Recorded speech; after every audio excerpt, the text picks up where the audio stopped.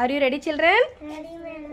ఒకసారి మీ ముందు సర్కిల్లో కొన్ని ప్లాస్టిక్ స్టిక్స్ ఉన్నాయి కదా, ఆ స్టిక్స్ని మీ దగ్గర ఉన్నటువంటి స్టిక్ తోటి ఒక్కొక్కటి నెమ్మదిగా పక్క స్టిక్ కదలకుండా బయటికి తీసుకురావాలి. సరే మేడం. ఓకేనా? అలా మీరు స్టిక్ తీసేటప్పుడు కనుక పక్క స్టిక్ కదిలిందంటే కనుక పక్క వాళ్ళకి ఛాన్స్ ఇవ్వాలి. ఓకేనా?